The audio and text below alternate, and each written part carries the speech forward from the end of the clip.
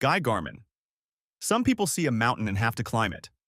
Dr. Guy Garman, an ear, nose, and throat specialist from the U.S. Virgin Islands, saw the abyss and had to dive it.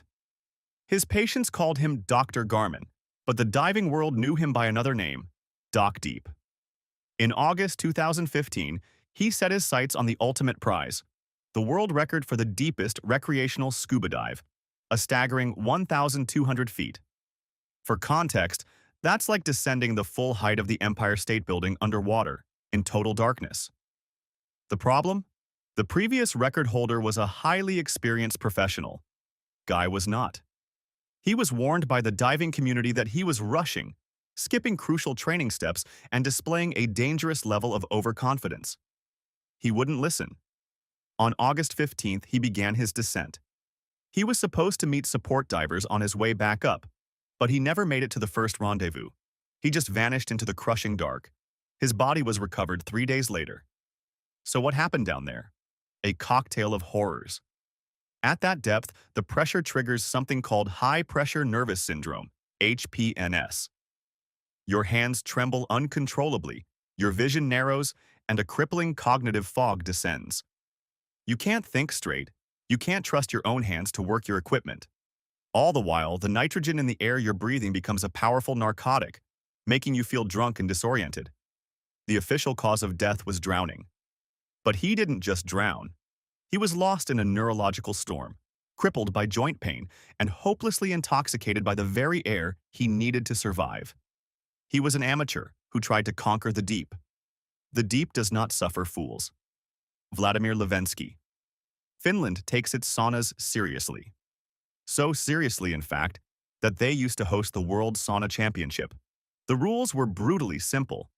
Sit in a room heated to 230 degrees Fahrenheit, 110 degrees Celsius, while water is thrown on the stove every 30 seconds. The last person to walk out is the winner. In 2010, the final came down to two men, a Finnish 5-time champion and a 60-year-old Russian amateur wrestler, Vladimir Levensky. Both men knew the risks, or so they thought. For 6 agonizing minutes, they sat in the scorching heat as steam filled the air. Outside, spectators watched through a glass door as the men's skin turned a deep, angry red. Then, something went horribly wrong. Both men began to convulse violently. The judges, realizing this was no longer a competition, dragged them out. What they found was a scene from a slaughterhouse. The men's skin was covered in weeping blisters, literally sloughing off their bodies. Vladimir was dead on the floor. The autopsy revealed he had died from horrific third-degree burns. But it also uncovered a secret.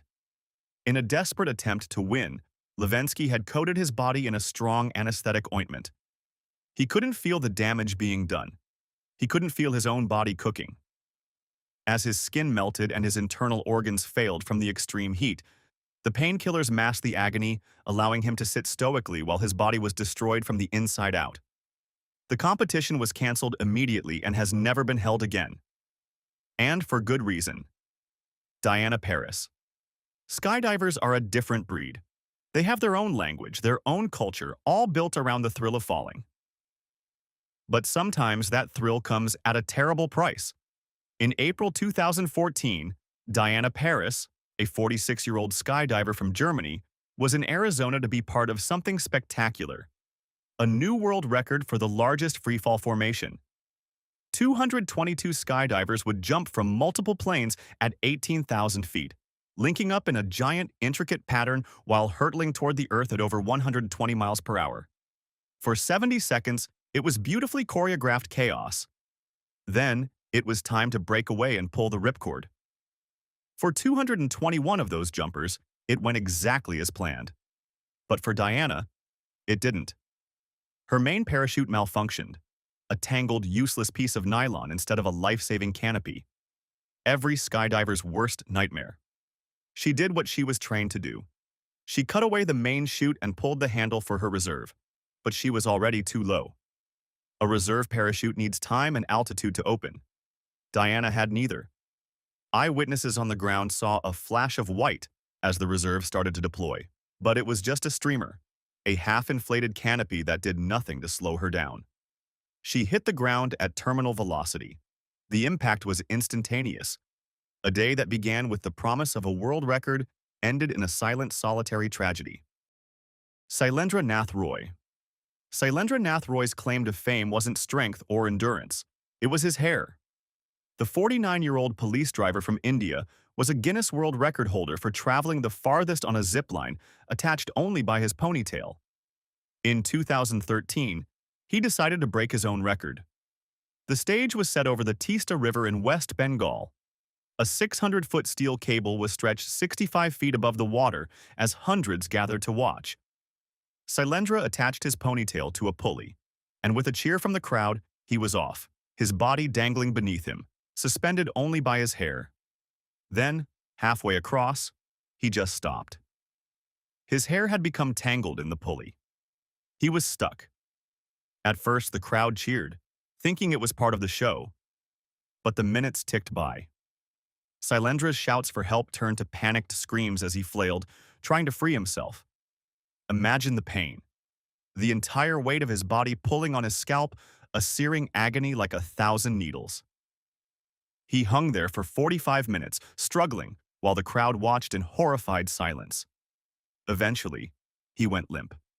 Rescuers finally got him down, but it was too late. He had suffered a massive heart attack.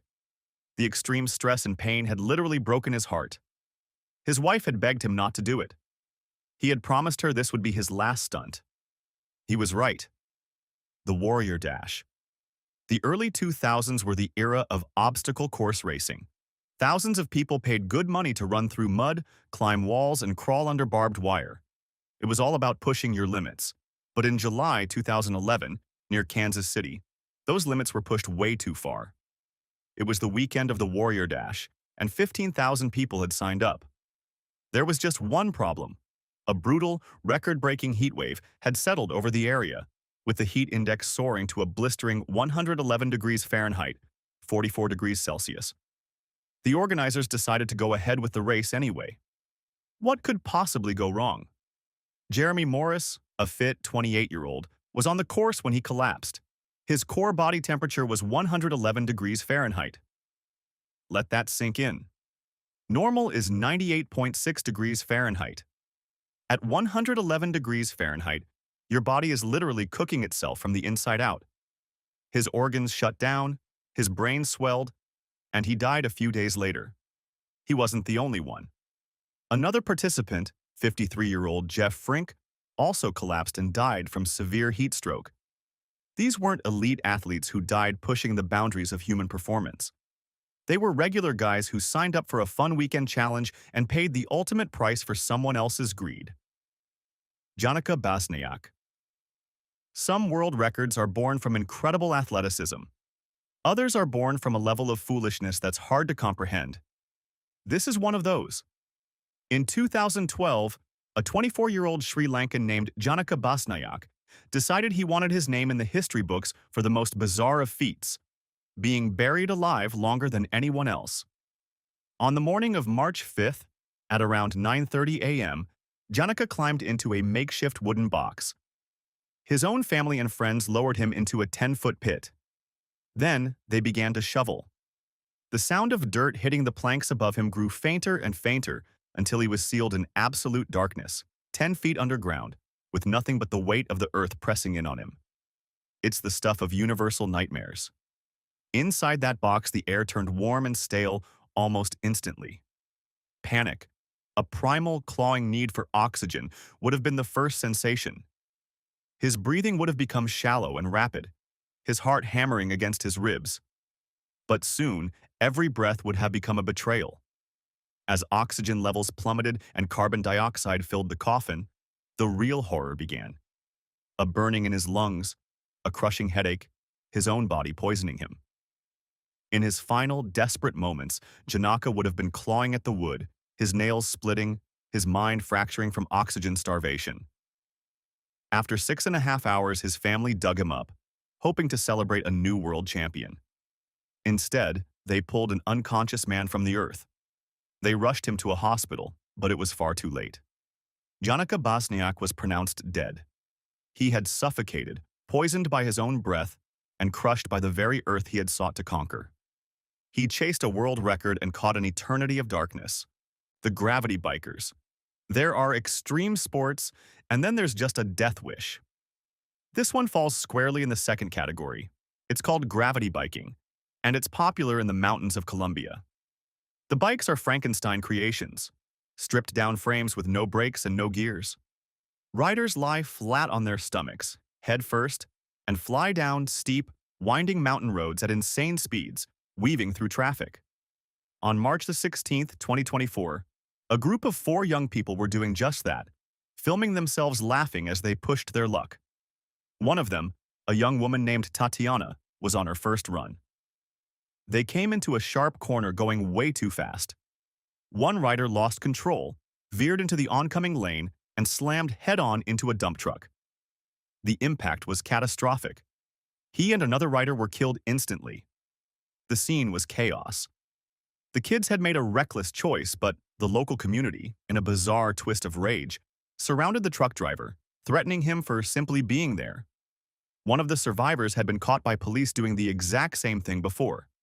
They'd confiscated his bike, but he just got another one. It's an addiction to adrenaline, a feeling of invincibility that, for 2 of them, ended in a bloody wreck on a Colombian mountain road.